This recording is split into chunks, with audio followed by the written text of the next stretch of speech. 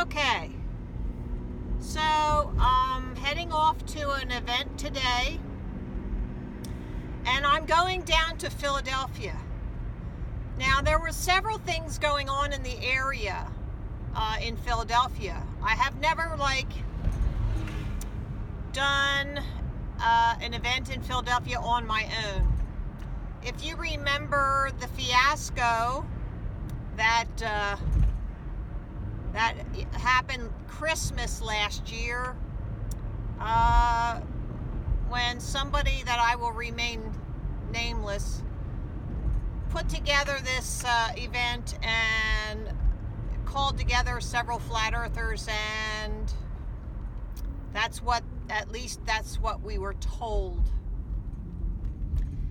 I have reevaluated that whole incident, and I find a lot of holes in it. So the person who organized it did not listen to anything I had to say. We were doing a lead up to it, having online chats, and he was hyping it a lot, and that was fine. We wanted people to come out, but he started a fight with me. He really was nasty. He was very nasty.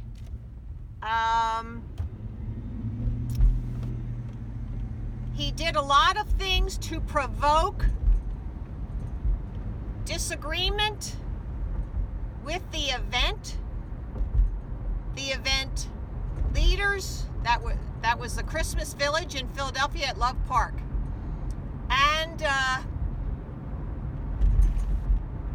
And I believe that the police were involved and in on the whole thing. It was just too orchestrated to have it be a random event or a reaction event. That the police were involved, and they got some people together and were just totally obnoxious. They claimed to be a Christian group with a bullhorn, and they did not act like Christians at all. So I really am skeptical of the whole setup. And besides the guy who organized the flat earth activism, he blamed everything on his brother. It's very convenient to have a scapegoat. And he, and I don't doubt that they both had some issues. But you can't act the way you did and not think that somebody's going to notice. The behavior was just too erratic, and the activism that this person did by himself was marginalizing the flat earth. And I'm totally against that.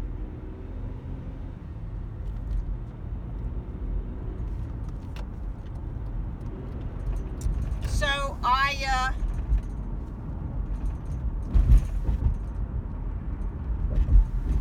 that was very helpful in me deciding that I was going to be doing activism from then on by myself, and I was not going to tell anybody where I went. And so I'm not doing that, because I know things can be set up for failure. I know people can lie in wait. They lie like wolves to devour the sheep.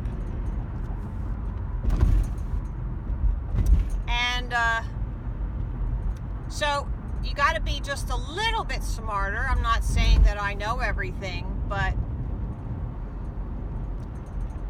I don't tell people where I go now, for the very reason that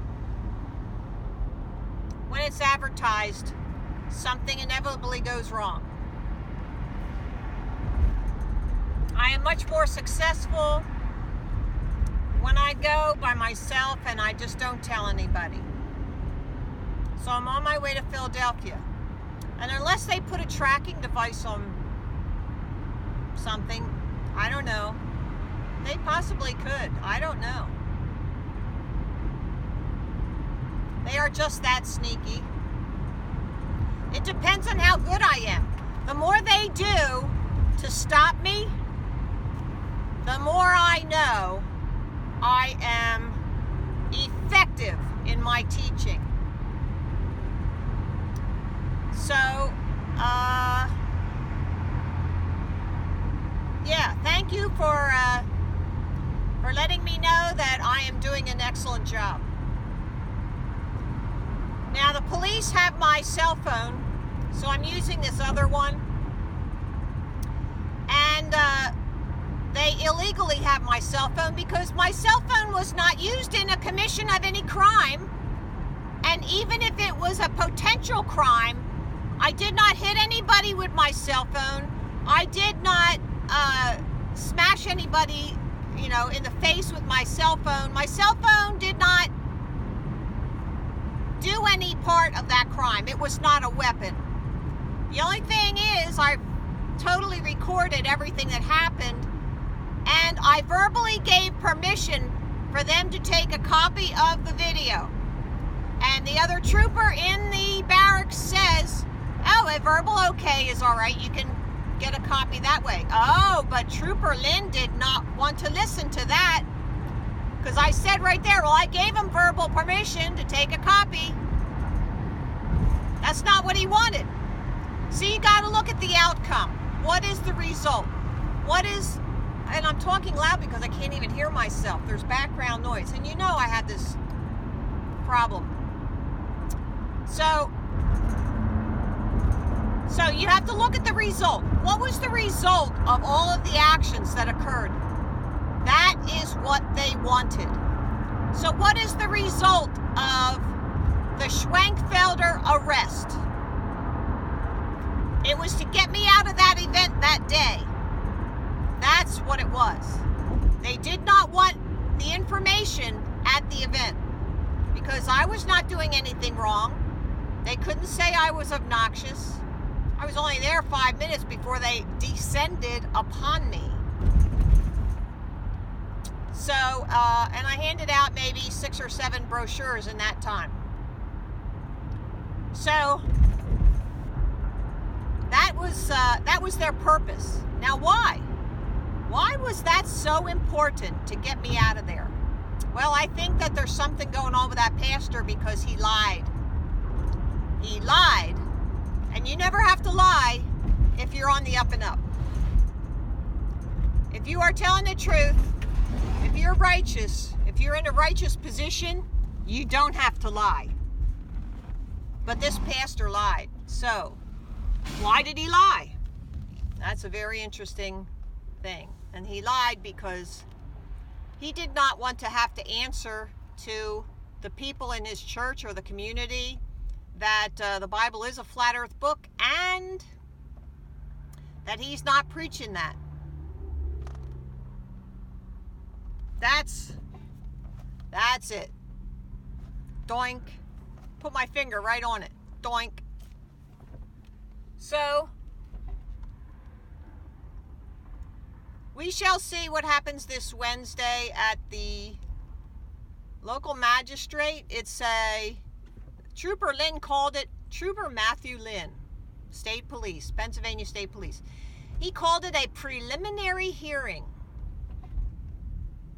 Well, it says right there in Grace Marsh versus Alabama that you can't charge somebody with trespassing if they're on private property, if it is a public access event or area that is open to the public.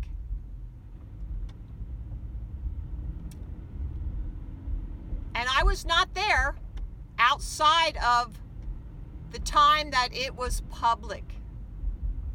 So that should not have anything to do with it. So I'm going down to Philadelphia, and I'm going to a local street festival.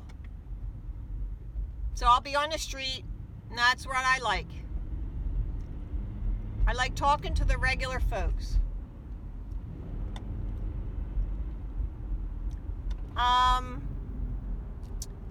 What else is going on? I went to Phoenixville last night. I still got to figure out this iPhone, iCloud. I don't know.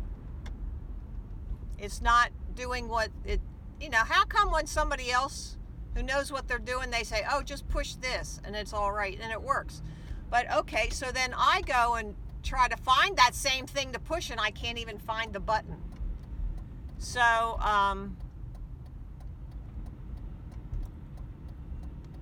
good, this guy just let me in. That's awesome.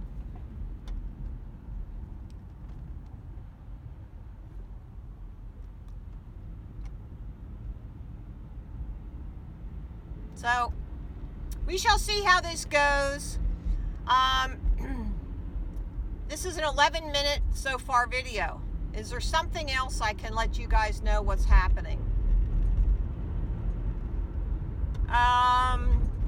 Well, the cell phone, okay, this is what I was told. I don't know if I mentioned this before. I was told by another attorney that the jury instructions, if this goes forward to a trial, the jury instructions will be that resisting arrest has to be more than a kick or a spit. And I didn't even do that. I was holding on to my banners because my property was being threatened. And this trooper grabbed my arm. And I looked in his face, and he had the same face as my experience has been with some alcoholic man.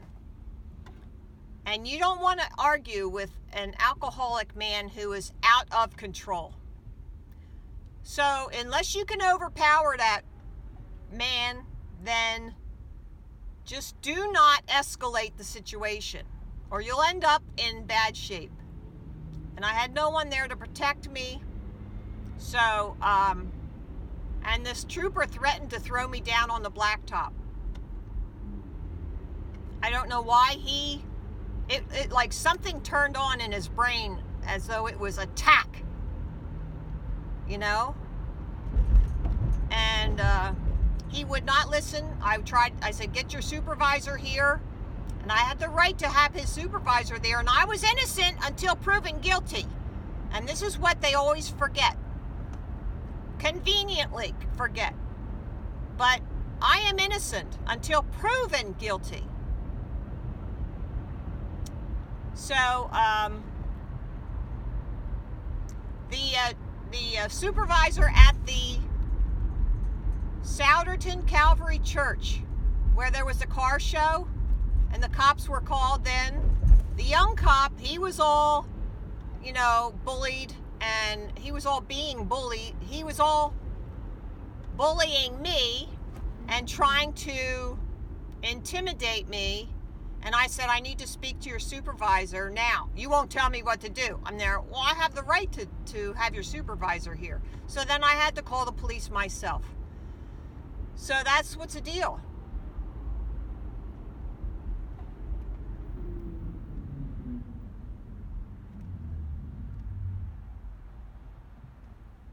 So you got to stand up for your rights. If you don't, you're going to lose them. You should just get out there and free speech something.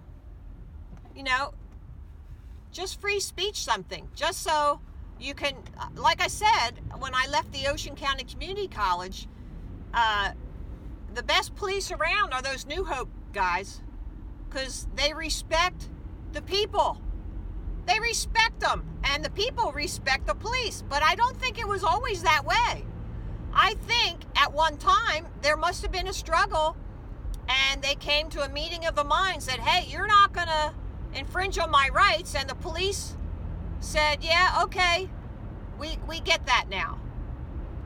What else could it have been? So, yeah, and So you got to get out there and just be a regular person. Get out on the streets. Why are you waiting?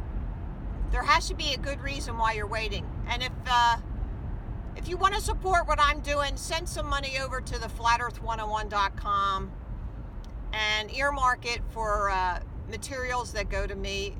You know what? And even whatever, because Dave Gessner has done a lot already, sending me free stuff. And he sends a lot of people free stuff. So maybe he needs to be reimbursed a little. So, I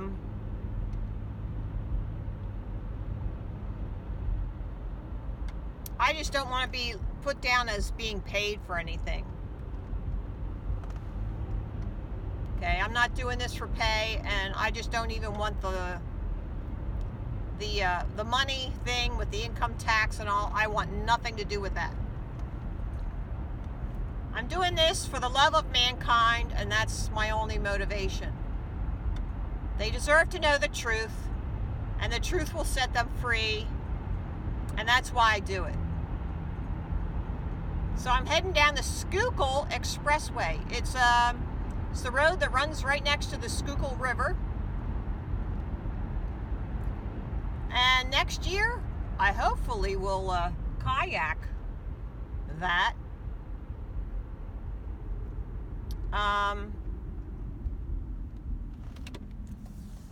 I'm going to get over here because I'm going to get off here soon. I'm going to be right near the zoo.